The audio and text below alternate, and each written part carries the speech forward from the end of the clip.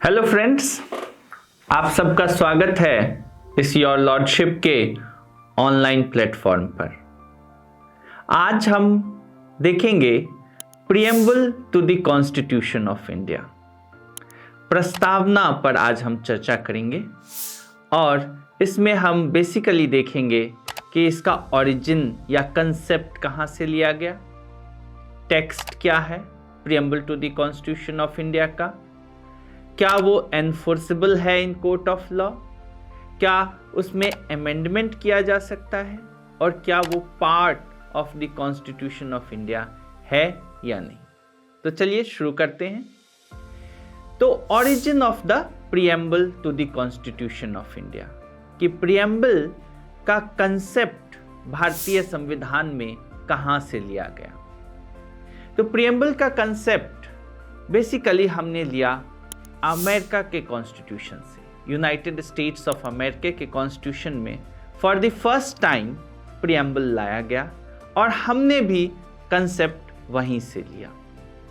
But जो basic ingredients हैं इस प्रीएम्बल के, उसको हमने लिया ऑब्जेक्टिव रिजोल्यूशन से, और ये ऑब्जेक्टिव रिजोल्यूशन हमारे first prime minister Pandit Jawaharlal Nehru ji ने मूव किया था कॉन्स्टिट्यूएंट असेंबली में। तो यदि हम origin of the preamble to the constitution of India देखें तो कंसेप्ट हमने लिया अमेरिकन कॉन्स्टिट्यूशन से, और इंग्रेडिएंट्स इसमें हैं वो हैं ऑब्जेक्टिव रिजोल्यूशन जो मूव किए थे पंडित जवाहरलाल नेहरू ने। नेक्स्ट, टेक्स्ट क्या है friends.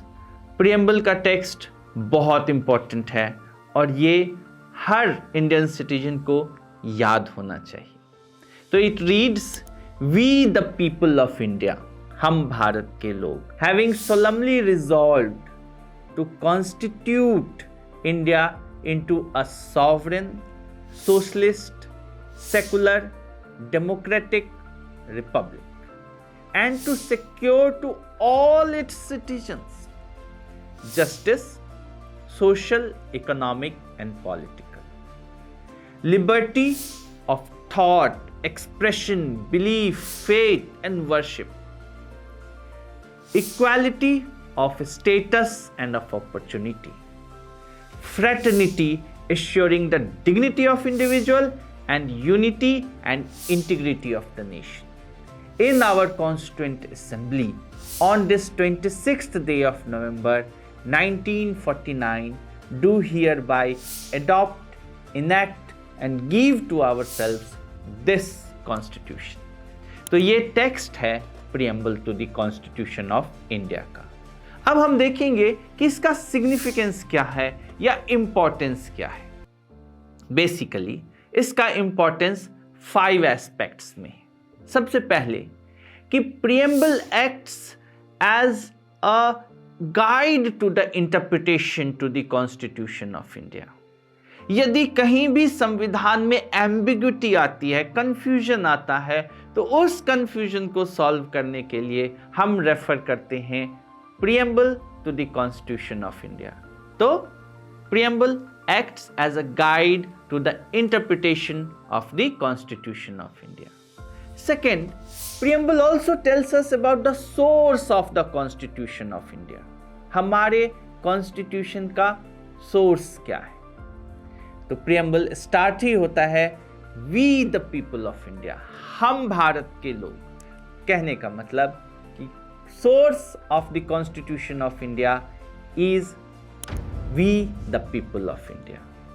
Next, preamble also acts as a summary to the constitution of India, कि भारत संविधान का एक समरी है। यदि हम पूरा संविधान ना पढ़ना चाहें तो सिर्फ हम यदि प्रीएम्बल पढ़ लें तो हमें संविधान के सारे बेसिक एलिमेंट्स, प्रिंसिपल्स के बारे में पता चल जाएगा।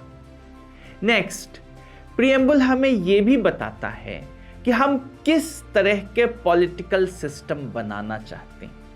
दैट इज, प्रीएम्बल सेज कि we want to constitute India into a sovereign, socialist, secular, democratic and republic.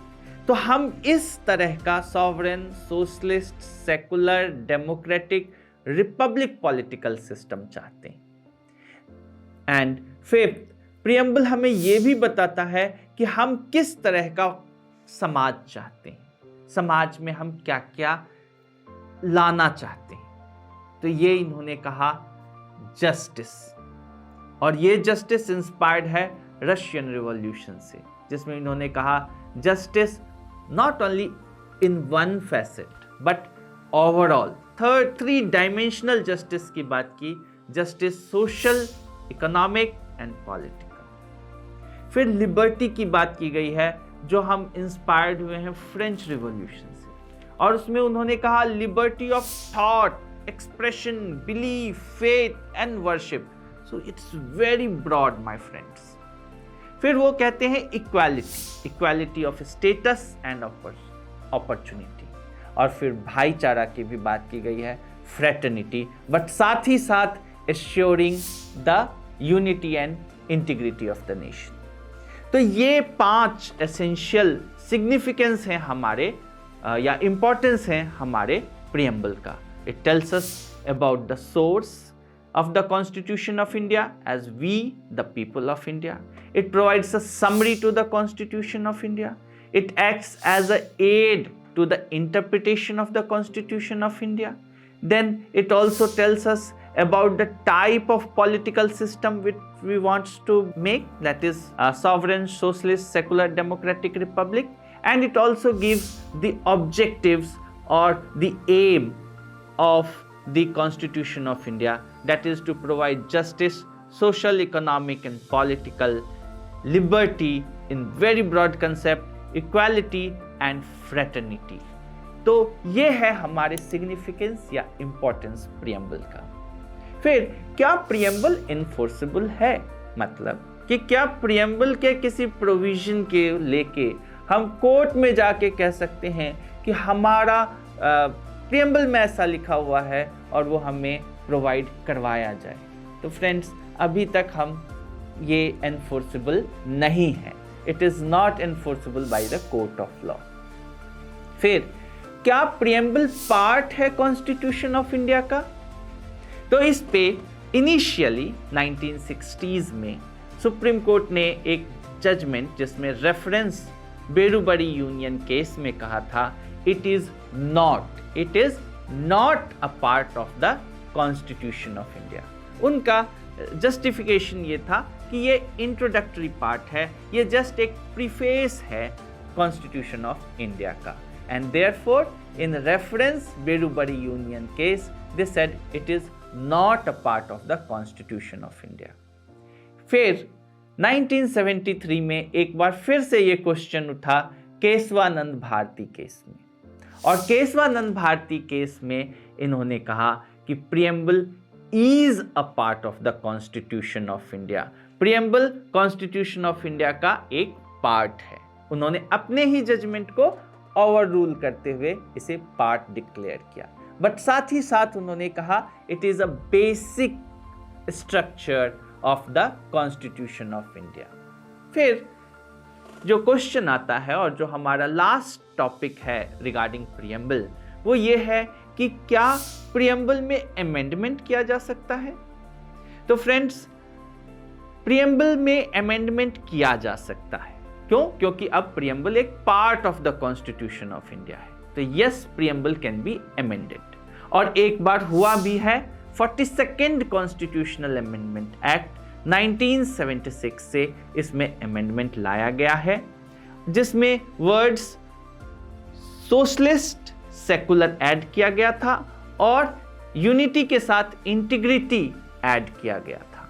तो कई बार ये क्वेश्चंस भी पूछते हैं कि ये कब अमेंड किया गया था। तो it has been amended by the 42nd constitutional amendment act, और वर्ड्स जो ऐड किए गए थे वो है socialist, secular and integrity. But Kesavananda Bharati के केस में इन्होंने ये कहा कि preamble is a basic structure of the constitution of India. तो इसमें संविधान में संशोधन किया जा सकता है, it can be amended, but it can not be deleted. इसके किसी भी शब्द को डिलीट नहीं कर सकते हैं, but it can be enriched, इसमें एडिशन पॉसिबल है।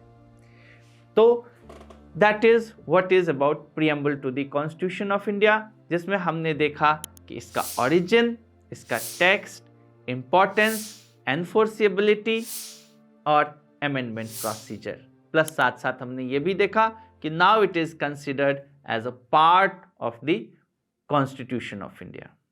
Thank you friends.